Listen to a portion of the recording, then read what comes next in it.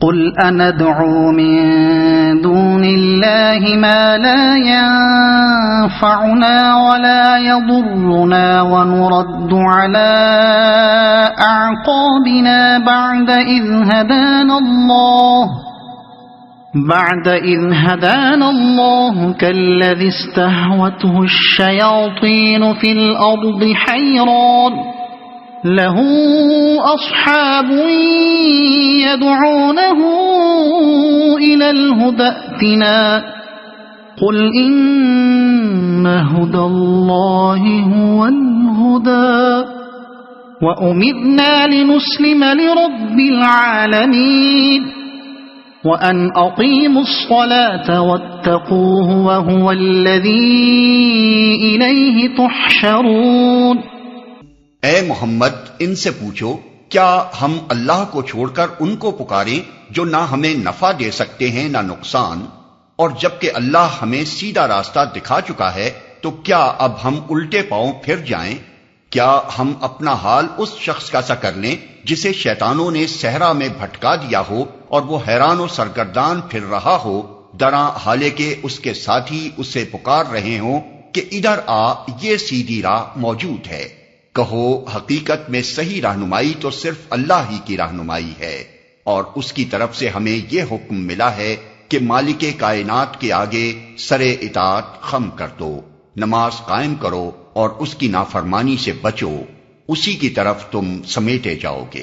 وَهُوَ الَّذِي خَلَقَ السَّمَاوَاتِ وَالْأَرْضَ بِالْحَقِّ وَيَوْمَ يَقُولُ كُن فَيَكُونُ قَوْلُهُ الْحَقُّ وَلَهُ الْمُلْكُ يَوْمَ يُنفَخُ فِي الصُّورِ عَالِمُ الْغَيْبِ وَالشَّهَادَةِ وَهُوَ الْحَكِيمُ الْخَبِيرُ۔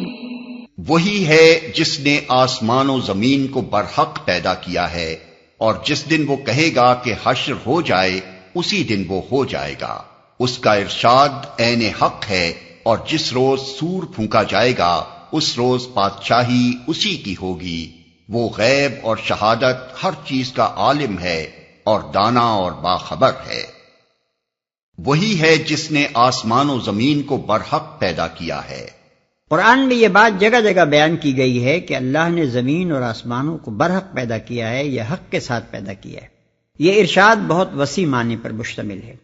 اس کا ایک مطلب یہ ہے کہ زمین اور آسمانوں کی تخلیق محض کھیل کے طور پر نہیں ہوئی، یہ ایشور جی کی لیلا نہیں ہے، یہ کسی بچے کا کھلونا نہیں ہے کہ محض دل بہلانے کے لیے وہ اس سے کھیلتا رہے اور پھر یوں ہی اسے توڑ پھوڑ کر پھینک دے۔ دراصل یہ ایک نہایت سنجیدہ کام ہے جو حکمت کی بنا پر کیا گیا ہے، ایک مقصد عظیم اس کے اندر کار فرما ہے، اور اس کا ایک دور گزر جانے کے بعد ناگزیر ہے کہ خالق اس پورے کام کا حساب لے جو اس دور میں انجام پایا ہو، اور اسی دور کے نتائج پر دوسرے دور کی بنیاد رکھے۔ یہی بات ہے جو دوسرے مقامات پر یوں بیان کی گئی ہے، ربنا ما خلقت ھذا باطلا، یعنی اے ہمارے رب تو نے یہ سب کچھ فضول پیدا نہیں کیا ہے۔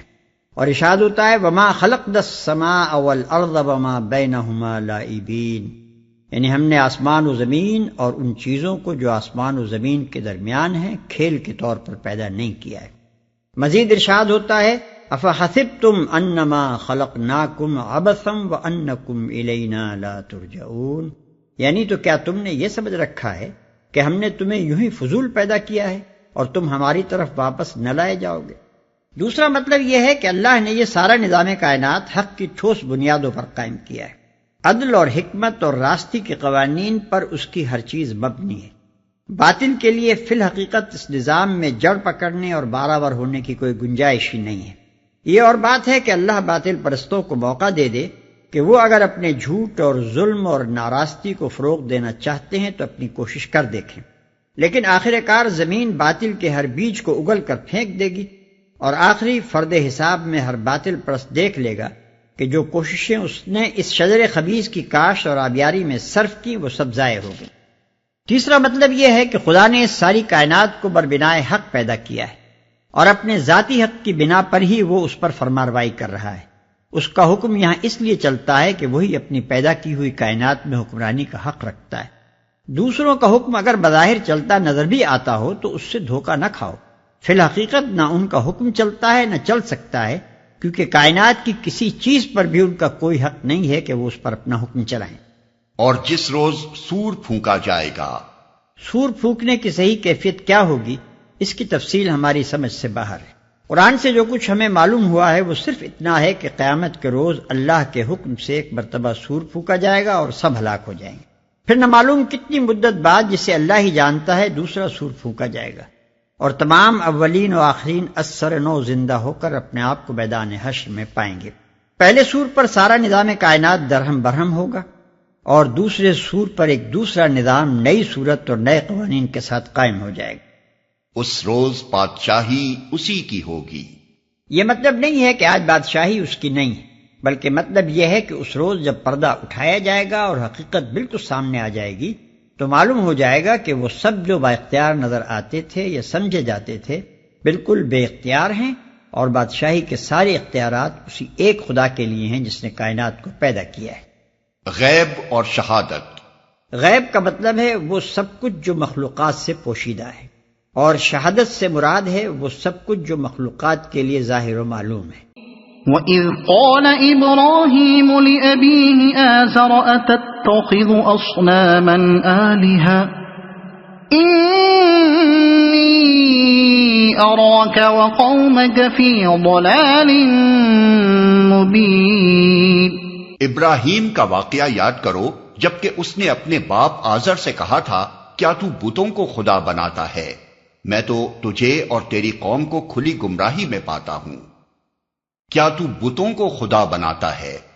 یہاں حضرت ابراہیم علیہ السلام کے واقعے کا ذکر اس امر کی تائید اور شہادت میں پیش کیا جا رہا ہے کہ جس طرح اللہ کی بخشی ہوئی ہدایت سے آج محمد صلی اللہ علیہ وسلم نے اور آپ کے ساتھیوں نے شرک کا انکار کیا ہے اور سب مصنوعی خداؤں سے منہ موڑ کر صرف ایک مالک کائنات کے آگے سر اطاعت خم کر دیا ہے، اسی طرح کل یہی کچھ ابراہیم علیہ السلام بھی کر چکے ہیں۔ اور جس طرح آج محمد صلی اللہ علیہ وسلم اور ان پر ایمان لانے والوں سے ان کی جاہل قوم جھگڑ رہی ہے، اسی طرح کل حضرت ابراہیم علیہ السلام سے بھی ان کی قوم یہی جھگڑا کر چکی ہے، اور کل جو جواب حضرت ابراہیم علیہ السلام نے اپنی قوم کو دیا تھا، آج محمد صلی اللہ علیہ وسلم اور ان کے پیروں کی طرف سے ان کی قوم کو بھی وہی جواب۔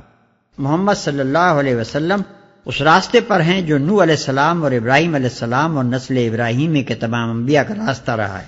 اب جو لوگ ان کی پیروی سے انکار کر رہے ہیں انہیں معلوم ہونا چاہیے کہ وہ انبیاء کے طریقے سے ہٹ کر ضلالت کی راہ پر جا رہے ہیں۔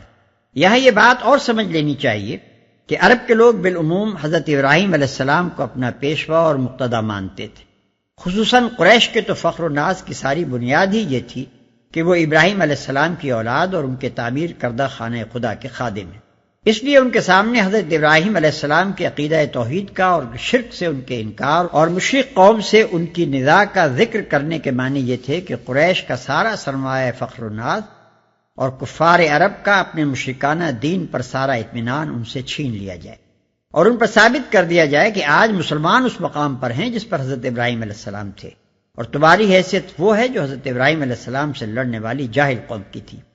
یہ بالکل ایسا ہی ہے جیسے کوئی شخص شیخ عبد القادر جیلانی رحمۃ اللہ علیہ کے معتقدوں اور قادری النسب پیرزادوں کے سامنے حضرت شیخ کی اصل تعلیمات اور ان کی زندگی کے واقعات پیش کر کے یہ ثابت کر دے کہ جن بزرگ کے تم نام لیوا ہو تمہارا اپنا طریقہ ان کے بالکل خلاف ہے، اور تم نے آج انہی گمراہ لوگوں کی حیثیت اختیار کر لی ہے جن کے خلاف تمہارے مقتدا تمام عمر جہاد کرتے رہے۔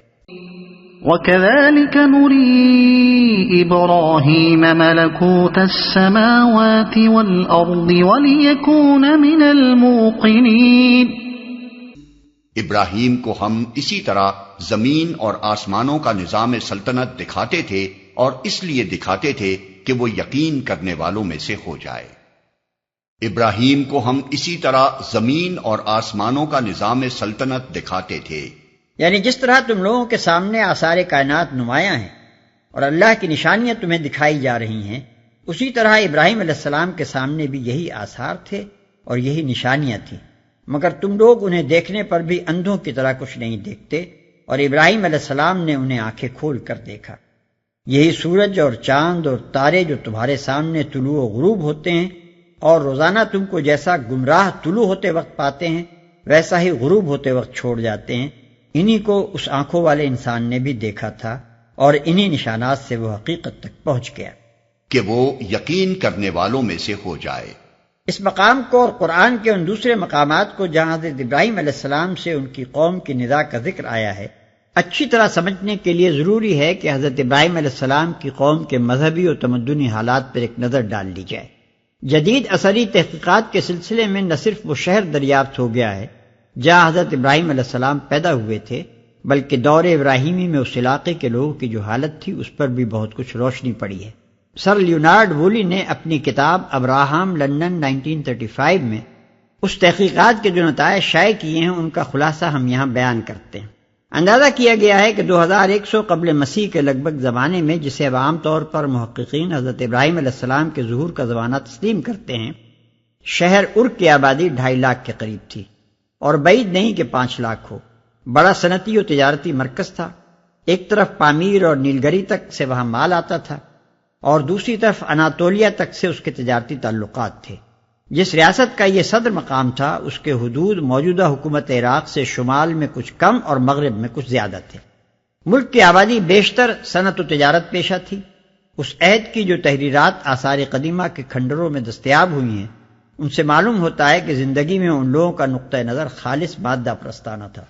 دولت کمانا اور زیادہ سے زیادہ آسائش فراہم کرنا ان کا سب سے بڑا مقصد حیات تھا۔ سود خواری کثرت سے پھیلی ہوئی تھی، سخت کاروباری قسم کے لوگ تھے، ہر ایک دوسرے کو شک کی نگاہ سے دیکھتا تھا اور آپس میں بہت مقدمہ بازیاں ہوتی تھیں۔ اپنے خداؤں سے ان کی دعائیں زیادہ تر درازی عمر، خوشحالی اور کاروبار کی ترقی سے متعلق ہوا کرتی تھیں۔ آبادی 3 طبقوں پر مشتمل تھی۔ ایک امیلو، یہ اونچے طبقے کے لوگ تھے جن میں پجاری، حکومت کے عہدیدار اور فوجی افسر وغیرہ شامل تھے۔ دوسرے مشکین، یہ تجار، اہل صنعت اور زراعت پیشہ لوگ تھے۔ 3 اردو یعنی غلام، ان میں سے پہلے طبقے یعنی امیلوں کو خاص امتیازات حاصل تھے، ان کے فوجداری اور دیوانی حقوق دوسروں سے مختلف تھے اور ان کی جان و مال کی قیمت دوسروں سے بڑھ کر تھی۔ یہ شہر اور یہ معاشرہ تھا جس میں حضرت ابراہیم علیہ السلام نے آنکھیں کھولی۔ ان کا اور ان کے خاندان کا جو حال ہمیں تلمود میں ملتا ہے اس سے معلوم ہوتا ہے کہ وہ امیلو طبقے کے ایک فرد تھے اور ان کا باپ ریاست کا سب سے بڑا عہدیدار تھا۔ ار کے کتبات میں تقریباً 5000 خداؤں کے نام ملتے ہیں۔ ملک کے مختلف شہروں کے الگ الگ خدا تھے۔ ہر شہر کا ایک خاص محافظ خدا ہوتا تھا جو رب البلد، مہادیو یا رئیس الالہ سمجھا جاتا تھا اور اس کا احترام دوسرے معبودوں سے زیادہ ہوتا تھا۔ ار کا رب البلد ننار یعنی چاند دیوتا تھا اور اسی مناسبت سے بعد کے لوگوں نے اس شہر کا نام قمرینہ بھی لکھا ہے۔ دوسرا بڑا شہر لرسا تھا جو بعد میں ار کے بجائے مرکز سلطنت ہوا۔ اس کا رب البلد شماش سورج دیوتا تھا۔ ان بڑے خداؤں کے ماتحت بہت سے چھوٹے خدا بھی تھے جو زیادہ تر آسمانی تاروں اور سیاروں میں سے اور کمتر زمین سے منتخب کیے گئے تھے، اور لوگ اپنی مختلف فروعی ضروریات ان سے متعلق سمجھتے تھے۔ ان آسمانی اور زمینی دیوتاؤں اور دیویوں کی شبیہیں بتوں کی شکل میں بنا لی گئی تھیں اور تمام مراسم عبادت انہی کے آگے بجا لائے جاتے تھے۔ ننار کا بت ار میں سب سے اونچی پہاڑی پر ایک عالیشان عمارت میں نصب تھا۔ اسی کے قریب ننار کی بیوی ننگل کا معبد تھا۔ ننار کے معبد کی شان ایک شاہی محل سرا کسی تھی۔ اس کی خوابگاہ میں روزانہ رات کو ایک پجارن جا کر اس کی دلہن بنتی تھی۔ مندر میں بکثرت عورتیں دیوتا کے نام پر وقف تھیں اور ان کی حیثیت دیوداسیوں یعنی ریلیجس پروسٹیٹیوٹس کی سی تھی۔ وہ عورت بڑی معزز خیال کی جاتی تھی جو خدا کے نام پر اپنی بکارت قربان کر دے۔ کم از کم ایک مرتبہ اپنے آپ کو راہ خدا میں کسی اجنبی کے حوالے کرنا عورت کے لیے ذریعہ نجات خیال کیا جاتا تھا۔ اب یہ بیان کرنا کچھ ضروری نہیں کہ اس مذہبی قہبہ گری سے مستفید ہونے والے زیادہ تر پجاری حضرات ہی ہوتے تھے۔ ننار محض دیوتا ہی نہ تھا بلکہ ملک کا سب سے بڑا زمیندار، سب سے بڑا تاجر، سب سے بڑا کارخانے دار اور ملک کی سیاسی زندگی کا سب سے بڑا حاکم بھی تھا۔ بکثرت باغ، مکانات اور زمینیں اس کے مندر کے لیے وقف تھیں۔ اس جائیداد کی آمدنی کے علاوہ کسان، زمیندار، تجار سب ہر قسم کے غلے، دودھ، سونا، کپڑا اور دوسری چیزیں لا کر مندر میں نظر بھی کرتے تھے، جنہیں وصول کرنے کے لیے مندر میں ایک بہت بڑا اسراف موجود تھا۔ بہت سے کارخانے مندر کے تحت قائم تھے، تجارتی کاروبار بھی بہت بڑے پیمانے پر مندر کی طرف سے ہوتا تھا۔ یہ سب کام دیوتا کی نیابت میں پجاری ہی انجام دیتے تھے۔ پھر ملک کی سب سے بڑی عدالت مندر ہی میں تھی۔ پجاری اس کے جج تھے اور ان کے فیصلے خدا کے فیصلے سمجھے جاتے تھے۔ خود شاہی خاندان کی حاکمیت بھی ننار ہی سے ماخوذ تھی۔ اصل بادشاہ ننار تھا اور فرمانروائے ملک اس کی طرف سے حکومت کرتا تھا۔ اس تعلق سے بادشاہ خود بھی معبودوں میں شامل ہو جاتا تھا اور خداؤں کے مانند اس کی پرستش کی جاتی تھی۔ ارکا شاہی خاندان جو حضرت ابراہیم علیہ السلام کے زمانے میں حکمران تھا، اس کے بانی اول کا نام ارنمو تھا، جس نے 2300 برس قبل مسیح میں ایک وسیع سلطنت قائم کی تھی۔ اس کے حدود مملکت مشرق میں سوسا سے لے کر مغرب میں لبنان تک پھیلے ہوئے تھے۔ اسی سے اس خاندان کو نمو کا نام ملا، جو عربی میں جا کر نمرود ہو گیا۔ حضرت ابراہیم علیہ السلام کی ہجرت کے بعد اس خاندان اور اس قوم پر مسلسل تباہی نازل ہونی شروع ہوئی۔ پہلے اعلامیوں نے ار کو تباہ کیا اور نمرود کے ننار کے بت سمیت پکڑ لیے گئے۔ پھر لرسا میں ایک اعلامی حکومت قائم ہوئی جس کے ماتحت ار کا علاقہ غلام کی حیثیت سے رہا۔ آخر کار ایک عربی النسل خاندان کے ماتحت بابل نے زور پکڑا اور لرسا اور ار دونوں اس کے زیر حکم ہو گئے۔ ان تباہیوں نے ننار کے ساتھ ار کے لوگوں کا عقیدہ متزلزل کر دیا، کیونکہ وہ ان کی حفاظت نہ کر سکا۔ تعین کے ساتھ نہیں کہا جا سکتا کہ بعد کے ادوار میں حضرت ابراہیم علیہ السلام کی تعلیمات کا اثر اس ملک کے لوگوں نے کہاں تک قبول کیا، لیکن 1910 قبل مسیح میں بابل کے بادشاہ حمورابی یعنی بائبل کے امورافیل نے جو قوانین مرتب کیے تھے، وہ شہادت دیتے ہیں کہ بالواسطہ یا بلا واسطہ ان کی تدوین میں مشکات نبوت سے حاصل کی ہوئی روشنی کسی حد تک ضرور کار فرما تھی۔ ان قوانین کا مفصل کتبہ 1902 بعد مسیح میں ایک فرانسیسی مفتش آثار قدیمہ کو ملا اور اس کا انگریزی ترجمہ GHW جان نے 1903 بعد مسیح میں the oldest code of law کے نام سے شائع کیا۔ اس ضابطۂ قوانین کے بہت سے اصول اور فروع موسوی شریعت سے مشابہت رکھتے ہیں۔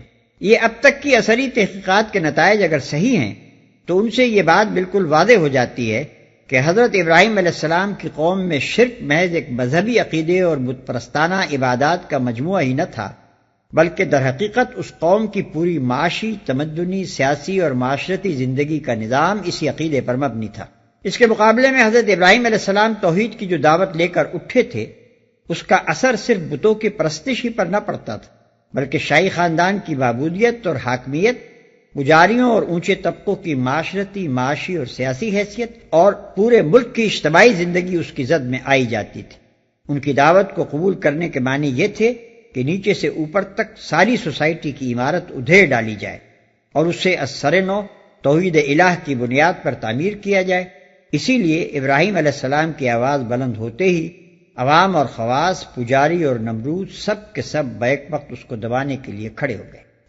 فلما جن عليه الليل رأى كوكبا قال هذا ربي فلما أفل قال لا أحب الآفلين فلما رأى القمر بازغا قال هذا ربي فلما أفل قال لئن لم يهدني ربي لأكونن من القوم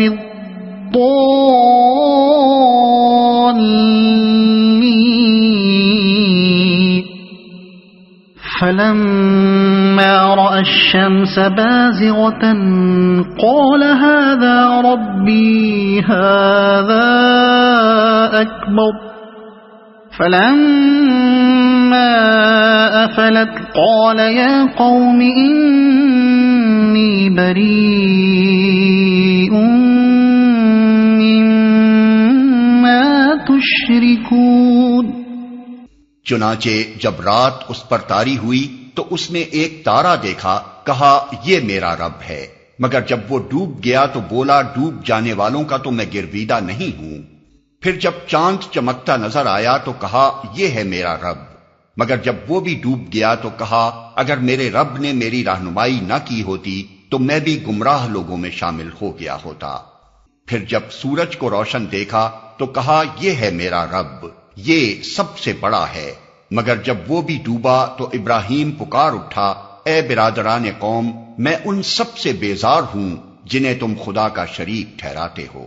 یہاں حضرت ابراہیم علیہ السلام کے اس ابتدائی تفکر کی کیفیت بیان کی گئی ہے جو منصب نبوت پر سرفراز ہونے سے پہلے ان کے لیے حقیقت تک پہنچنے کا ذریعہ بنا۔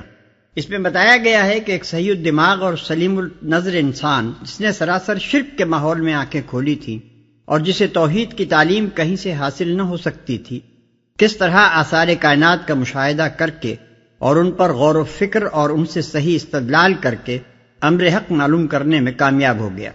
اوپر قوم ابراہیم کے جو حالات بیان کیے گئے ہیں ان پر ایک نظر ڈالنے سے یہ معلوم ہو جاتا ہے کہ حضرت ابراہیم علیہ السلام نے جب ہوش سنبھالا تھا تو ان کے گرد و پیش ہر طرف چاند، سورج اور تاروں کی خدائی کے ڈنکے بج رہے تھے۔ اس لیے قدرتی طور پر حضرت ابراہیم علیہ السلام کی جستجو حقیقت کا آغاز اسی سوال سے ہونا چاہیے تھا کہ کیا فی الواقع ان میں سے کوئی رب ہو سکتا ہے؟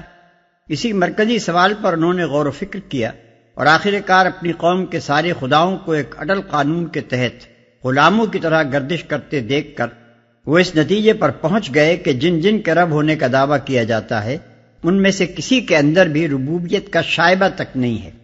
رب صرف وہی ایک ہے جس نے ان سب کو پیدا کیا اور بندگی پر مجبور کیا ہے۔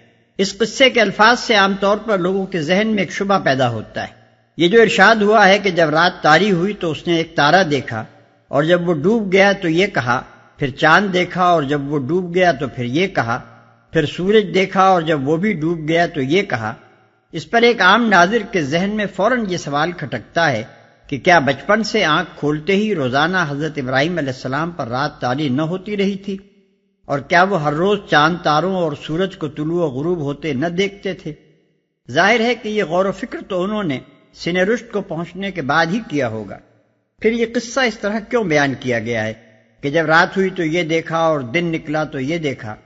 گویا اس واقعے سے پہلے انہیں یہ چیزیں دیکھنے کا اتفاق نہ ہوا تھا، حالانکہ ایسا ہونا صریحاً مستبعد ہے۔ یہ شبہ بعض لوگوں کے لیے اس قدر ناقابل حل بن گیا کہ اسے دفع کرنے کی کوئی صورت انہیں اس کے سوا نظر نہ آئی کہ حضرت ابراہیم علیہ السلام کی پیدائش اور پرورش کے متعلق ایک غیر معمولی قصہ تصنیف کریں۔ چنانچہ بیان کیا جاتا ہے کہ حضرت ابراہیم علیہ السلام کی پیدائش اور پرورش غار میں ہوئی تھی، جہاں سن رشد کو پہنچنے تک وہ چاند، تاروں اور سورج کے مشاہدے سے محروم رکھے گئے تھے۔ حالانکہ بات بالکل صاف ہے اور اس کو سمجھنے کے لیے اس نوعیت کی کسی داستان کی ضرورت نہیں ہے۔ نیوٹن کے متعلق مشہور ہے کہ اس نے باغ میں ایک سیب کو درخت سے گرتے دیکھا اور اس سے اس کا ذہن اچانک اس سوال کی طرف متوجہ ہو گیا کہ اشیاء آخر زمین پر ہی کیوں گرا کرتی ہیں، یہاں تک کہ غور کرتے کرتے وہ قانون جذب و کشش کے استنباط تک پہنچ گیا۔ سوال پیدا ہوتا ہے کہ کیا اس واقعے سے پہلے نیوٹن نے کبھی کوئی چیز زمین پر گرتے نہیں دیکھی تھی؟ ظاہر ہے کہ ضرور دیکھی ہوگی اور بارہا دیکھی ہوگی۔ پھر کیا وجہ ہے کہ اسی خاص تاریخ کو سیب گرنے کے مشاہدے سے نیوٹن کے ذہن میں وہ حرکت پیدا ہوئی جو اس سے پہلے روزمرہ کے ایسے سینکڑوں مشاہدات سے نہ ہوئی تھی؟ اس کا جواب اگر کچھ ہو سکتا ہے تو یہی کہ غور و فکر کرنے والا ذہن ہمیشہ ایک طرح کے مشاہدات سے ایک ہی طرح متاثر نہیں ہوا کرتا۔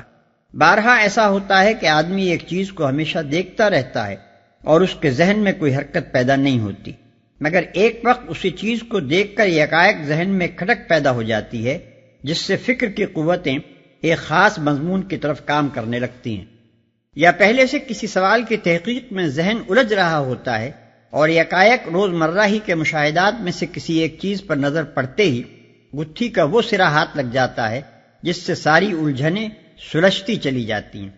ایسا ہی معاملہ حضرت ابراہیم علیہ السلام کے ساتھ بھی پیش آیا۔ راتیں روز آتی تھیں اور گزر جاتی تھیں، سورج اور چاند اور تارے سبھی آنکھوں کے سامنے ڈوبتے اور ابھرتے رہتے تھے، لیکن وہ ایک خاص دن تھا جب ایک تارے کے مشاہدے نے ان کے ذہن کو اس راہ پر ڈال دیا جس سے بالآخر وہ توحید الہ کی مرکزی حقیقت تک پہنچ کر رہے۔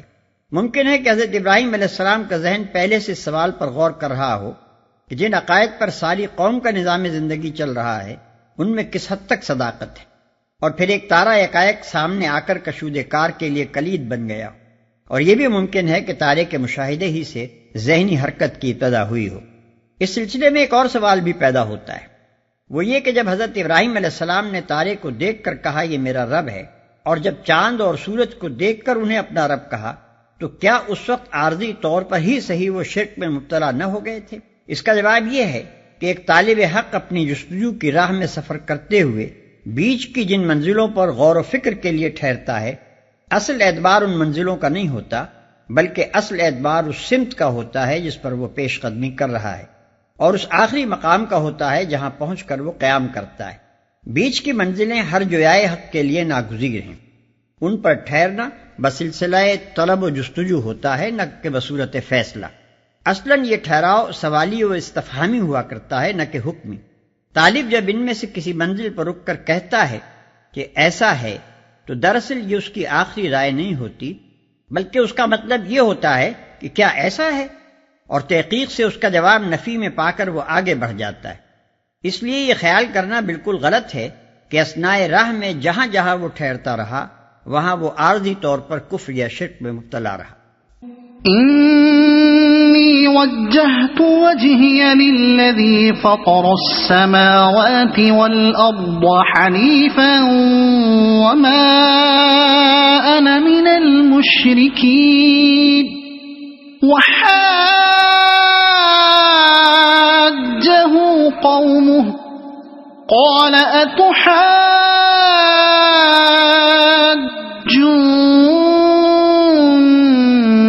في الله وقد هدان ولا أخاف ما تشركون به إلا أن يشاء ربي شيئا وسع ربي كل شيء علما أفلا تتذكرون۔ میں نے تو یکسو ہو کر اپنا رخ اس ہستی کی طرف کر لیا جس نے زمین اور آسمانوں کو پیدا کیا ہے، اور میں ہرگز شرک کرنے والوں میں سے نہیں ہوں۔ اس کی قوم اس سے جھگڑنے لگی تو اس نے قوم سے کہا، کیا تم لوگ اللہ کے معاملے میں مجھ سے جھگڑتے ہو؟ حالانکہ اس نے مجھے راہ راست دکھا دی ہے، اور میں تمہارے ٹھہرائے ہوئے شریکوں سے نہیں ڈرتا۔ ہاں، اگر میرا رب کچھ چاہے تو وہ ضرور ہو سکتا ہے۔ میرے رب کا علم ہر چیز پر چھایا ہوا ہے، پھر کیا تم ہوش میں نہ آؤ گے؟ اس میں لفظ تذکر استعمال ہوا ہے، جس کا صحیح مفہوم یہ ہے کہ ایک شخص جو غفلت اور بھلاوے میں پڑا ہوا ہو، وہ چونک کر اس چیز کو یاد کر لے جس سے وہ غافل تھا۔ اسی لیے ہم نے افلا تتذکرون کا یہ ترجمہ کیا ہے۔ حضرت ابراہیم علیہ السلام کے ارشاد کا مطلب یہ تھا کہ تم جو کچھ کر رہے ہو، تمہارا اصلی و حقیقی رب اس سے بے خبر نہیں ہے، اس کا علم ساری چیزوں پر وسیع ہے، پھر کیا اس حقیقت سے واقف ہو کر بھی تمہیں ہوش نہ آئے گا؟ وَكَيْفَ أَخَافُ مَا أَشْرَكْتُمْ وَلَا تَخَافُونَ أَنَّكُمْ أَشْرَكْتُمْ بِاللَّهِ مَا لَمْ يُنَزِّلْ بِهِ عَلَيْكُمْ سُلْطَانًا فَأَيُّ الْفَرِيقَيْنِ أَحَقُّ بِالْأَمْنِ إِن كُنتُمْ تَعْلَمُونَ الَّذِينَ آمَنُوا وَلَمْ يَلْبِسُوا إِيمَانَهُم بِظُلْمٍ أُولَئِكَ لَهُمُ الْأَمْنُ وَهُمْ مُهْتَدُونَ۔ اور آخر میں تمہارے ٹھہرائے ہوئے شریکوں سے کیسے ڈروں جبکہ تم اللہ کے ساتھ ان چیزوں کو خدائی میں شریک بناتے ہوئے نہیں ڈرتے جن کے لیے اس نے تم پر کوئی سند نازل نہیں کی ہے۔ ہم دونوں فریقوں میں سے کون زیادہ بے خوفی اور اطمینان کا مستحق ہے؟ بتاؤ اگر تم کچھ علم رکھتے ہو۔ حقیقت میں تو امن انہی کے لیے ہے، اور راست روی پر وہی ہیں جو ایمان لائے اور جنہوں نے اپنے ایمان کو ظلم کے ساتھ آلودہ نہیں کیا۔ یہ پوری تقریر اس بات پر شاہد ہے کہ وہ قوم اللہ فاطر السماوات والارض کی ہستی کی منکر نہ تھی، بلکہ اس کا اصلی جرم اللہ کے ساتھ دوسروں کو خدائی صفات اور خداوندانہ حقوق میں شریک قرار دینا تھا۔ اول تو حضرت ابراہیم علیہ السلام خود ہی فرما رہے ہیں کہ تم اللہ کے ساتھ دوسری چیزوں کو شریک کرتے ہو، دوسرے جس طرح آپ ان لوگوں کو خطاب کرتے ہوئے اللہ کا ذکر فرماتے ہیں، یہ انداز بیان صرف انہی لوگوں کے مقابلے میں اختیار کیا جا سکتا ہے جو اللہ کے نفس وجود سے منکر نہ ہوں۔ لہذا ان مفسرین کی رائے درست نہیں ہے جنہوں نے اس مقام پر اور حضرت ابراہیم علیہ السلام کے سلسلے میں دوسرے مقامات پر قرآن کے بیانات کی تفسیر اس مفروضے پر کی ہے کہ قوم ابراہیم علیہ السلام اللہ کے منکر یا اس سے ناواقف تھی اور صرف اپنے معبودوں ہی کو خدائی کا بالکلیہ مالک سمجھتی تھی۔ آخری آیت میں یہ جو فقرہ ہے کہ جنہوں نے اپنے ایمان کو ظلم کے ساتھ آلودہ کیا، اس میں لفظ ظلم سے بعض صحابہ کو غلط فہمی ہوئی تھی کہ شاید اس سے مراد معصیت ہے، لیکن نبی صلی اللہ علیہ وسلم نے خود تصریح فرما دی کہ دراصل یہاں ظلم سے مراد شرک ہے۔ لہذا اس آیت کا مطلب یہ ہوا کہ جو لوگ اللہ کو مانیں اور اپنے اس ماننے کو کسی مشرکانہ عقیدہ و عمل سے آلودہ نہ کریں، امن صرف انہی کے لیے ہے اور وہی راہ راست پر ہیں۔ اس موقع پر یہ جان لینا بھی دلچسپی سے خالی نہ ہوگا کہ یہ واقعہ جو حضرت ابراہیم علیہ السلام کی عظیم الشان پیغمبرانہ زندگی کا نقطہ آغاز ہے، بائبل میں کوئی جگہ نہیں پا سکا ہے۔ البتہ تلمود میں اس کا ذکر موجود ہے، لیکن اس میں دو باتیں قرآن سے مختلف ہیں۔ ایک یہ کہ وہ حضرت ابراہیم علیہ السلام کی جستجو حقیقت کو سورج سے شروع کر کے تاروں تک اور پھر خدا تک لے جاتی ہے۔ دوسرے اس کا بیان ہے کہ حضرت ابراہیم علیہ السلام نے جب سورج کو ھذا ربی کہا تو ساتھ ہی اس کی پرستش بھی کر ڈالی، اور اسی طرح چاند کو بھی انہوں نے ھذا ربی کہہ کر اس کی پرستش کی۔